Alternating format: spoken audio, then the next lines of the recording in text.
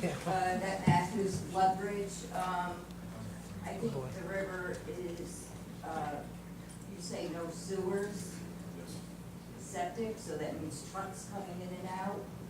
And then you're talking about exiting Main Street by the post office, by this, by that.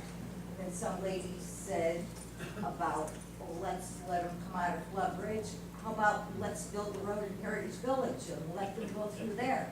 No, I remember when Heritage Village didn't want the arches at McDonald's and they won. They wanted to keep this town small. There will be river runoff from the salt, all the cars.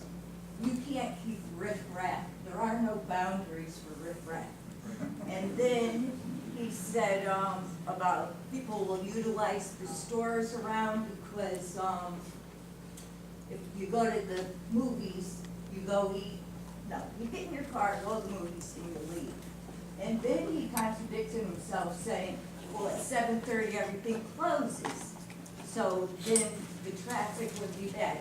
You know the traffic is real bad. It is bad. Too big of a movie theater. You're talking movies or you're talking theater? Or is that just the guys that bottom line is movie theater? That's 1,000 to 1,300 people. Let's say 2 people to a car, 500 cars.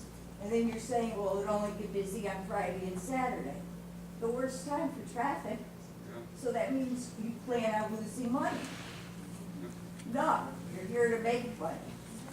Like 500 more cars on Main Street is not going to get it. Babysitting, drug dealing, everything else, they will come from the end area of Waterbury.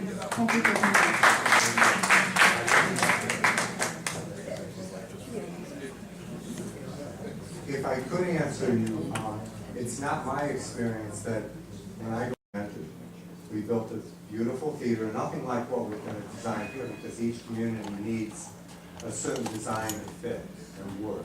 And certainly nowhere near the capacity. We're over 2,000 seats in London. We put our theater in with 10 theaters, which the town gave us approval to put 3 more in, but in the interim, that empty plaza that had roofs caved in, vacant, potholes as large as you could drive a car in, right, was all revitalized, mainly because of the cinema and the people who came, and then those people wanted to eat dinner. So the restaurants opened up and still are opening up in the plaza. We have at this point, I think, Kevin, how many restaurants are currently opened up in that plaza? 5. At least 5 restaurants with all different varieties of food. You have the Italian restaurant, and there's one new Mexican restaurant that opened up, giving everyone the selection that they go to before the movies. And obviously this facility that we would be building won't have the ability to accommodate several restaurants. So the restaurants surrounding the area will become busier, as well as shops that will probably stay open to have the customers drive by or even walk it past, because that's what I think the purpose towns put sidewalks in for originally, is to have people do more walking. And I think that's, if you remember original downtown theaters, where everyone says the theater is for movies, they also had vaudeville acts, they had several varieties of shows that went on before that, but most of them parked off screen. And there were no 400-car parking lots available when there was downtown theaters. The people would come and park in downtown, and obviously you could never be the person to park closest to the theater, so you would have to park a distance away and then walk to the theater, and possibly as you walk by, you might stop in one of the shops. And that's why the Palace and the State Theater were put in downtown.